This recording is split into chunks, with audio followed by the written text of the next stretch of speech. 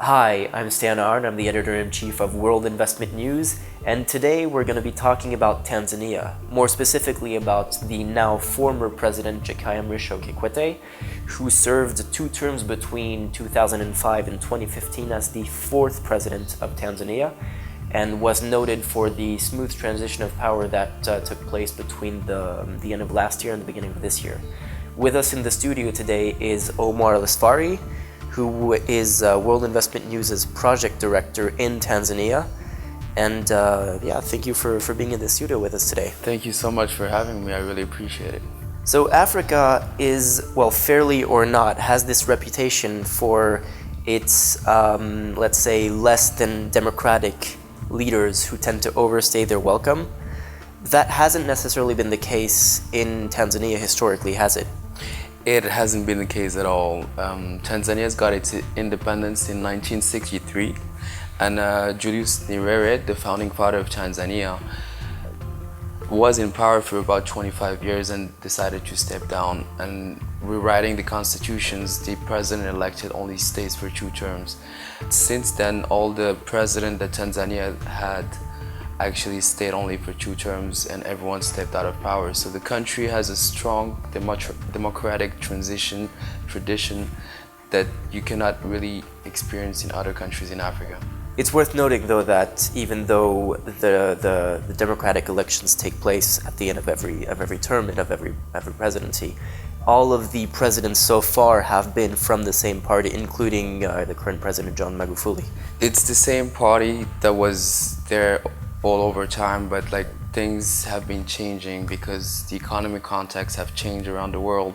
But it has nothing to do with what we experience here in Europe or in the US, where you've got mainly 2 ideologies. In Tanzania, it was more or less coming from socialism to liberal sort of economy that went over time. So same party, different ideology over time. Regarding the opposition, are Tanzanian politics as polarized as they are in Europe and the US, or are the parties closer together in their positions? They're not as polarized. For example, when you take a look at the Tanzanian election in 2015, both parties had similar programs. So the ideologies are not quite different from one another, which makes it really different from what we've got in the US and in Europe. As for the opposition party, the leadership actually came from CCM. These were just other political figures that CCM had over time that decided to go for opposition in order to be able to be elected president.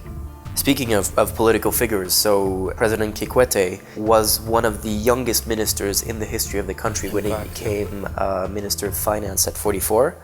And he then served as Minister of Foreign Affairs for 10 years before he was elected in a landslide in 2005 as president. What were the main accomplishments of his before he was president and as president over the past decade? Well, before he was president, you said it yourself, he was the youngest finance minister. And as a Ministry of Foreign Affairs, he stayed there for 10 years and he holds the record as the longest Minister of Foreign Affairs in place. And he's been quite loud in putting Tanzania on the right spot by attracting Western investors as much as Eastern investors within the country. He's also played a key role at the regional level by playing the role of a peacekeeper between Burundi and the RC at the time, and making sure that these 2 countries hold peace around the Grand Lake issues. And he also manages to keep peace between all these countries because it's a very troubling region within Africa. So he's always played that role as a Minister of Foreign Affairs. And as president? As president, the achievements are plenty. At the economic level, he kept the country and made it one of the fastest growing economy within Africa. The country has averaged 7% growth rate per year since he's got into power. He's also made sure at the infrastructural level that the road network that started under his predecessor to be further built on as for the country to be able to connect all the region. And he also managed to keep inflation rate quite low, which is a key factors for investors to come and invest within the country. He's also has been able to create jobs. We're talking about 1 million jobs within 10 years, which is quite a lot for a country like Tanzania. He's under his a lot of projects, like two mainly projects, Kigamboni Bridge, that help unjam the traffic in Dar es Salaam, which is horrible. It's horrible traffic in Dar es Salaam. And he also has been at the start of the Bagamoyo Port project, which will become, within the next 5 years, the second largest port after Mombasa in East Africa, competing with Maputo and Durban. Tanzania is one of the poorest countries, and as you mentioned, it's also one of the fastest growing economies in Africa. It is. You mentioned some of the economic changes that have taken place over the past decade. What are the changes that have taken place socially since 2005 or even before, if you can go further back? At the social level, let's take for example, he's been able to put women in place within the government, and he was the first Tanzanian president to accomplish so. He's also been able to get Tanzania to become self-sufficient by ensuring crops for 6 years program, and being able to export like some crops to the surrounding countries, like such as Malawi, that's quite poor as well. So he's accomplished a lot in terms of health. Tanzania has been declared yellow fever free, and the malaria cases have decreased over the years while he was in power. And these are like some of his achievements. I'm sure there are a lot more of that. You spent quite a lot of time in sub-Saharan Africa. Yeah. You were also involved in our Zambia project that we recently completed. How long had you spent in Tanzania for this project specifically? I've stayed there for 6 months. It was quite exciting because the election was taking place, so we had a full election experience in Africa, which is not such a common thing to experience. It has nothing to do with what we experience in Europe. But in terms of living, Tanzania is well established. In terms of infrastructure, for example, you get to see skyscrapers that you can compare to the ones you get to see in Dubai, for example. You've got infrastructures that are well maintained, 5-star hotels. You've got places you can go and have restaurants from like different type of countries. You've got quite a variety of people you get to meet. It's quite international.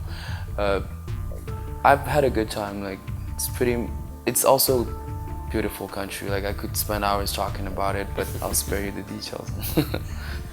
So Tanzania is in the right track. You mentioned to become a middle-income country within the next 10 to 15 years. It still has a long way to go, though.